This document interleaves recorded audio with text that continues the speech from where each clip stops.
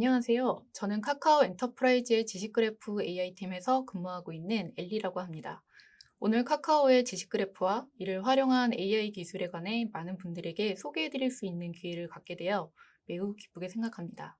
오늘 설명드린 내용은 5가지로 구성했습니다. 먼저 지식그래프가 AI와 결합하여 어떻게 시너지를 내고 글로벌하게 어떤 일들이 진행되고 있는지 소개해드리려고 합니다. 그 다음으로는 카카오 엔터프라이즈에서는 어떤 일들을 진행하고 있는지 설명드리려고 합니다. 현재 진행 중인 여러 태스크들 중에서 케이지 컨스트럭션과 KBQA, 그래프 어널시스 시스템 이렇게 3가지를 소개해 드리려고 하고요. 마지막으로 지식그래프 AI 플랫폼을 소개해 드리면서 발표를 마치도록 하겠습니다. 지식그래프를 AI에 활용하려는 움직임은 최근 몇 년간 매우 활발하게 이루어져 왔습니다. 특히 최근에는 많은 기업들이 지식그래프를 도입하면서 실제 기업 적용 사례가 많이 나오고 있고, 연구 분야에서는 자연어 처리, 비주얼 QA 등에서 이미 활용되고 있습니다. 지식그래프를 AI에 활용하려고 하는 이유는 지식그래프가 AI를 더 똑똑하게 만들어주기 때문입니다. 지식그래프로 구축된 방대하고 다양한 널리지 팩트들을 가지고 AI 모델을 학습하면 AI 모델은 더 나은 성능을 보여주게 되는데요. 예를 들면 버트나 GPT 같은 랭귀지 모델들은 더 많은 데이터와 더 많은 파라미터로 학습하는 방식으로 진화하고 있는데, 최근에는 지식그래프를 통해 방대한 널리지 팩트 인포메이션을 활용해서 랭귀지 모델이나 텍스트 제너레이션 모델을 학습하는 시도들이 많이 진행되고 있습니다. 엔티티 어웨어 랭귀지 레프레젠테이션 모델인 루크나 올해 5월 구글에서 발표한 컴 등을 예시로 들 수 있을 것 같습니다. 앞서 랭귀지 모델에서의 지식 그래프의 활용에 대해 말씀드렸는데요. 지식 그래프에서 AI 기술이 가장 많이 활용되고 있는 부분은 지식 그래프의 구축, 컨스트럭션과 지식 그래프의 활용, 어플리케이션 이렇게 크게 2가지라고 말씀드릴 수 있습니다. 먼저 지식 그래프 컨스트럭션의 활용 사례를 설명드리겠습니다. 구글의 놀리지벌트 시스템이 가장 유명하다고 볼 수 있는데요. 2014년에 구글에서 발표한 논문에서 소개된 시스템입니다. 방대한 외부로부터 HTML 문서와 텍스트 문서 등을 수집하여 지식 그래프를 자동으로 구축하는 시스템입니다. 애플은 2019년에 발표한 논문에서 리베라는 시스템을 소개했습니다. 애플은 시리 검색을 위해 지식 그래프를 자체 구축하고 있는데요. 리베는 위키피디아 인포박스에서 지식 그래프를 자동으로 추출하는 시스템입니다. 디폿은 조금 생소하실 수 있는데 세계 최대 규모의 비즈니스 지식 그래프 데이터를 보유한 회사입니다. 실제로 지식 그래프를 추출하거나 활용하는 다양한 모델들을 개발하여 이를 다른 기업에게 제공하는 B2B 형태의 회사입니다. 마지막으로 아마존은 2020년 KDD에서 프로덕트 그래프를 자동 구축하는 오토노라는 시스템을 소개했습니다. 최근에 아마존이나 알리바바 같은 커머스 기업에서 프로덕트 그래프를 구축하여 상품 검색이나 상품 추천에 도입하고 있는 추세입니다. 지식 그래프 활용 예시는 3가지 정도를 소개해 드리려고 합니다. 가장 먼저 지식 그래프 하면 생각나는 서비스는 구글의 시멘틱 서치입니다. 화면 예시에서 보시듯이 타이타닉 감독의 마지막 영화는 이라는 질의를 했을 때 제임스 카메론이라는 감독을 직접 명시하지 않아도 구글의 검색 엔진은 지식 그래프를 통해 아바타라는 정답을 제공할 수 있습니다. 2번째로 유튜브 추천입니다. 추천도 지식 그래프가 많이 활용되는 분야인데요. 논문으로 발표되지는 않았지만 2019년 유튜브에서 구글의 지식 그래프를 활용해서 유튜브 추천 모델을 개선했다고 발표했습니다. 지금까지 보여드린 응용 사례들은 빅테크 기업들이 많았는데요. 미국 금융권도 지식 그래프를 적극적으로 도입하고 있는 산업 분야입니다.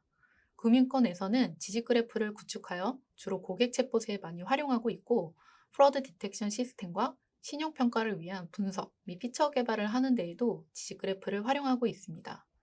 지식 그래프로 구축된 데이터는 모두 연결된다는 특징을 가지게 되는데요. 이 특징 때문에 그래프 분석 기법들을 적용할 수 있고, 기존에는 파악하기 힘들었던 인사이트를 도출할 수 있습니다. 특히 프로드 디텍션 시스템은 이 연결 관계를 통해서 파악할 수 있는 인사이트가 매우 중요한 요인이 되기 때문에 대표적으로 활용되고 있는 분야입니다. 카카오 엔터프라이즈에서도 글로벌하게 진행되는 것들과 유사하게 컨스트럭션과 어플리케이션 영역에서 다양한 프로젝트들이 진행되고 있습니다. 오늘은 그중에서 케이지 오토 컨스트럭션 시스템과 QA 시스템, 그래프 분석 시스템 이렇게 3가지를 소개해 드리고자 합니다. 먼저 텍스트 투 널리지 파이프라인 시스템에 대해서 설명드리겠습니다. 내부 프로젝트명은 오아시스라고 부르고 있는데요. 이 오아시스 시스템은 Unstructured Text Document를 인풋으로 받아서 RDF 트리플 형태로 아웃풋을 산출하는 시스템입니다. 이렇게 추출된 널리지 팩트들은 그래프DB나 트리플 스토어 같은 스토리지에 저장되어서 비구축된 스트럭처드 데이터와 같이 활용될 수 있습니다. 카카오 엔터프라이즈는 자체 구축한 널리지 그래프 스토리지를 가지고 있습니다. 그래서 지금 설명드리고 있는 텍스트 투 널리지 시스템은 카카오가 자체 구축한 이 스토리지와 유기적으로 연동될 수 있도록 개발되었습니다. 이번 이프 카카오에서 카카오 엔터프라이즈의 지식 그래프 플랫폼을 소개하는 세션이 있으니 같이 들어보셔도 좋을 것 같습니다. 텍스트 널리지 파이프라인 시스템을 좀 더 자세히 살펴보겠습니다. 스티브 잡스는 애플의 창업자이다 라는 텍스트 문장이 시스템의 인풋으로 들어오면 하단에 보시는 것과 같은 RDF 트리플 형태로 아웃풋이 산출됩니다. RDF는 지식 그래프를 구축하기 위한 가장 대표적인 데이터 모델인데요. RDF는 두 개의 객체와 그 객체 사이의 관계를 기술하는 데이터 모델로서 기술적으로는 객체, 속성, 값 이렇게 세 가지로 구성되고 이는 서브젝트, 프리디케이트, 오브젝트 또는 헤드 엔티티, 릴레이션, 테일 엔티티라고 부르기도 합니다. RDF 외에 LPG라는 데이터 모델 형태도 있는데요. 해당 세션에서는 자세히 다루기엔 시간적 제약이 있습니다. 그래서 관련 내용을 포함하여 지식 그래프 전반에 대해 좀 더 자세히 알고 싶으신 분들은 이번 이프 카카오의 널리지 그래프 for 엔터프라이즈 세션을 보시면 도움이 될 것 같습니다. 스티브 잡스는 애플의 창업자이다 라는 문장에서는 스티브 잡스와 애플 이렇게 두 개의 객체가 서브젝트와 오브젝트로 추출되었고 두 객체 사이의 관계를 설명하는 프리디케이트는 파운더가 추출되었는데요. 이렇게 텍스트에서 트리플을 추출하기 위해서 텍스트 널리지 파이프라인 시스템은 문장에서 객체를 인식하여 URI를 찾아주는 엔티티 링킹 모듈과 두 객체 사이의 관계를 찾아주는 릴레이션 익스트랙션 모듈로 구성되어 있습니다. 엔티티 링킹 모듈에서는 NER과 엔티티 링킹을 진행합니다. NER에서 먼저 문장에서의 객체와 타입을 인지하고 그 다음 엔티티 링킹 단계에서 객체의 URI를 매칭해 줍니다. NER은 버트와 CRF로 모델을 구성하였고 엔티티 링킹은 엔티티의 코어 레퍼런스를 기반으로 한 룰 베이스 방식과 RDF2 벡터, LSTM 기반의 문맥을 통해 산출한 엔티티 랭킹 점수를 복합적으로 사용하고 있습니다. NER을 학습하기 위해서는 라벨링된 학습 데이터가 필요한데요. 학습 데이터를 구축하는 건 많은 비용과 시간이 드는 일입니다. 그리고 카카오 엔터프라이즈는 파스 플랫폼 개발을 지향하고 있기 때문에 다양한 도메인 데이터가 유입될 수 있고 이때 큰 비용 없이 학습할 수 있는 모델을 구축하는 것이 중요합니다. 그래서 정답률이 거의 99%에 달하는 룰 베이스 기반으로 추출된 엔티티 링킹 결과를 다시 NER의 학습 데이터로 사용하는 살짝 응용한 형태의 세미 슈퍼바이즈드 러닝 방식을 도입했습니다. 이 과정을 모델이 수렴할 때까지 계속 반복하여 NER 모델을 파인 튜닝 하였습니다.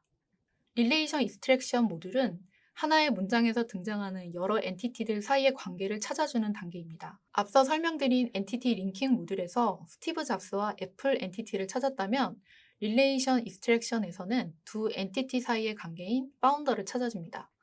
릴레이션 익스트랙션도 학습을 위해 많은 양의 라벨링된 데이터가 필요한데요. 이를 해결하기 위해서 디스턴스 슈퍼비전을 사용했습니다. 디스턴스 슈퍼비전은 트리플의 두 엔티티가 함께 포함된 모든 문장은 해당 릴레이션 관계를 갖는다라는 가정을 바탕으로 라벨링 데이터를 자동으로 생성합니다. 그러나 이 타이트한 가정 때문에 미스라벨드 데이터가 생길 수 있어서 데이터가 노이지하다는 단점이 있습니다. 그래서 멀티 인스턴스, 멀티라벨 러닝을 사용하여 데이터 노이즈 문제를 개선한 모델을 개발하였습니다.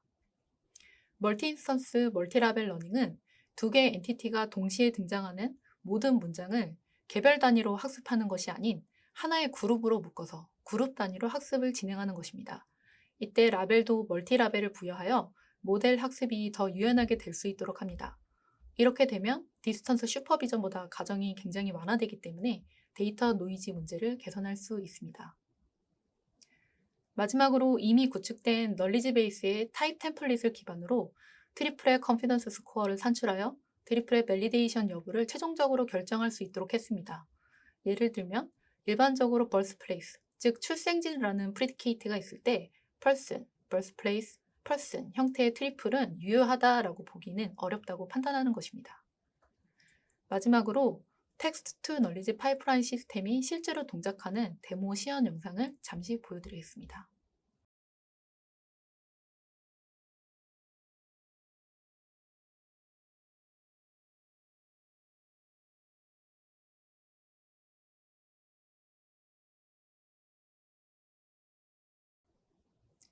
다음은 널리지 베이스드 QA 시스템입니다. 널리지 베이스드 QA는 스트럭처드 널리지 베이스에서 질문에 대한 답변을 찾아주는 태스크라고 설명드릴 수 있습니다. 예를 들어 애플의 창업자는 누구야? 라는 질의가 들어오게 되면 널리지 베이스드 QA는 질의를 분석하여 애플과 파운더라는 서브젝트와 프리디케이트를 추론합니다. 그리고 이미 구축되어 있는 널리지 베이스에서 이렇게 추론한 서브젝트와 프리디케이트를 가지는 트리플을 찾은 다음에 해당 트리플의 오브젝트인 스티브 잡스를 사용자에게 정답으로 반환해 줍니다. 앞서 예시로 설명드렸던 애플의 창업자는 누구야? 라는 질의는 원옵 쿼리 형태로 심플 퀘스천에 해당합니다. 그러나 QA 시스템에 유입되는 질의 형태는 매우 다양하고 복잡하겠죠. 원옵 타입 외에도 크게 패스 쿼리와 컨정티브 쿼리 타입으로 분류해 볼 수 있겠는데요. 패스 쿼리는 여러 릴레이션 단계를 거쳐야 답변을 찾을 수 있는 질의 타입이고, 컨정티브 쿼리는 두 개 이상의 엔티티와 릴레이션의 유니온 또는 인터섹션을 통해 답변을 찾을 수 있는 질의 타입입니다. 패스 쿼리와 컨정티브 쿼리 타입들을 컴플렉스 퀘스천이라고 합니다. KBQA는 컴플렉스 퀘스천의 질의 타입을 분석하기 위해서 디펜던시 파서를 사용하고 있습니다.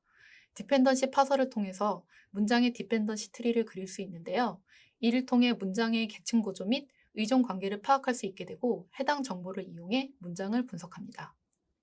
쿼리 파싱 단계에서 문장을 분석하고 엔티티를 추출한 후에는 릴레이션 클래시피케이션 단계에서 릴레이션을 추론하게 됩니다.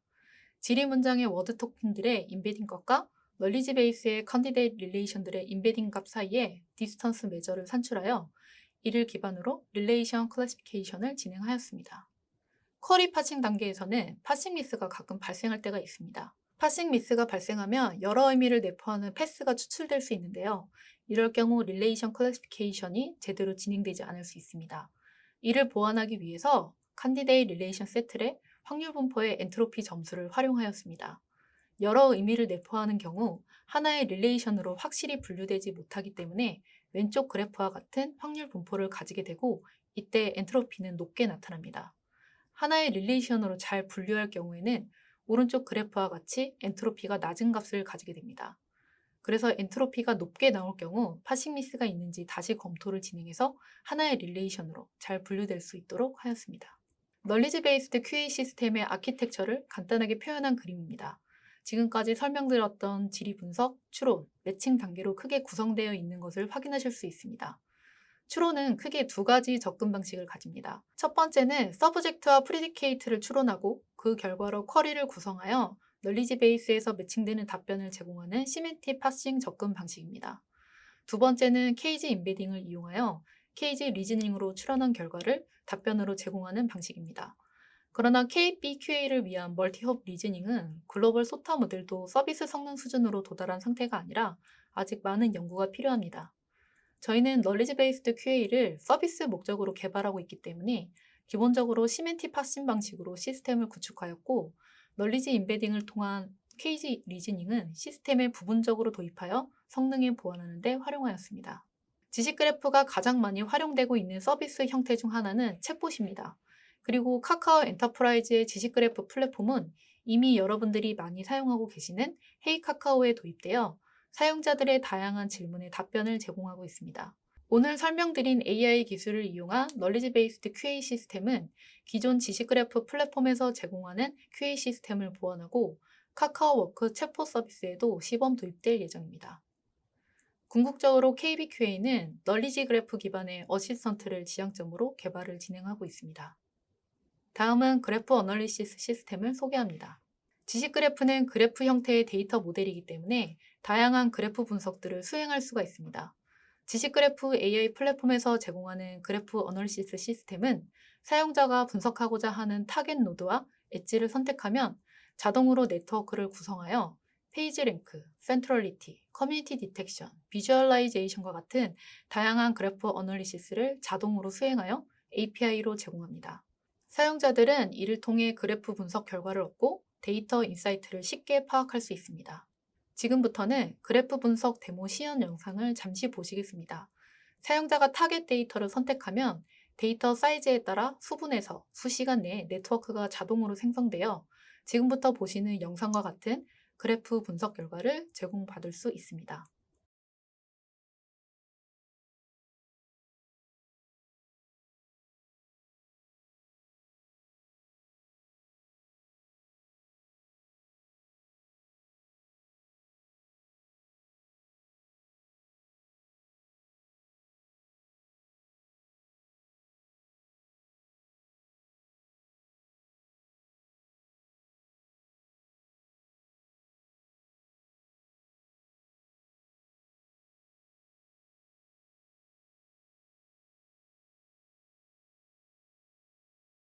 마지막으로 널리지 그래프 AI 플랫폼을 소개합니다.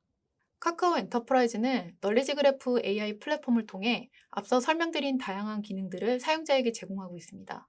널리지 그래프 AI 플랫폼은 기업이 보유하고 있는 지식 정보 데이터 또는 외부의 공공 데이터로부터 AI 기반 텍스트 투 널리지 기술을 이용해서 비정형 데이터로부터 지식 그래프를 자동으로 구축할 수 있는 기능을 제공하고 있습니다. 또한 지식 그래프를 활용해 QA와 추천, 그래프 분석 등의 고도화된 서비스 API를 제공합니다. 지식 그래프 AI 플랫폼은 카카오 아이 클라우드 환경에서 기업별로 서비스를 제공하는 AI 파스 플랫폼을 지향하고 있습니다. 지식 그래프 AI 플랫폼은 지식 그래프를 구축하는 컨스트럭션 레이어와 서비스를 제공하는 어플리케이션 레이어로 구성되어 있는데요. 컨스트럭션 레이어는 지식 그래프 데이터 파이프라인 시스템과 유기적으로 연동되어 엔티티 링킹, 릴레이션 익스트랙션, 엔티티 얼라이먼트, 케이지 리프레젠테이션과 같은 지식 그래프를 구축하고 보강하고 표현하는 역할을 담당합니다. 어플리케이션 레이어에서는 이렇게 구축된 지식 그래프 데이터를 이용하여 KBQA, 랭킹, 레코멘데이션, 그래프 어널리시스와 같은 다양한 어플리케이션을 사용자에게 제공하고 사용자들은 이 어플리케이션 레이어와 통신하며 지식 그래프를 이용한 다양한 서비스와 비즈니스 인사이트를 얻을 수 있게 됩니다. 지식 그래프 AI 팀은 AI 플랫폼 개발팀과 AI 모델 개발팀으로 구성되어 국내 지식 그래프 AI 기술 발전을 위한 연구를 강화하고 기업들이 쉽게 이를 활용할 수 있도록 클라우드 네이티브 AI 플랫폼을 만들기 위해 노력을 집중하고 있습니다. 2021년 이프 카카오에서는 지식그래프 AI 세션 외에도 엔터프라이즈 지식그래프 전반을 소개하는 세션과 지식그래프 플랫폼을 소개하는 세션도 준비되어 있습니다. 지식그래프에 관심이 있으신 분들은 관련 세션도 함께 들어보신다면 좋을 것 같습니다. 이번 발표는 여기까지입니다. 지금까지 발표를 들어주셔서 감사합니다.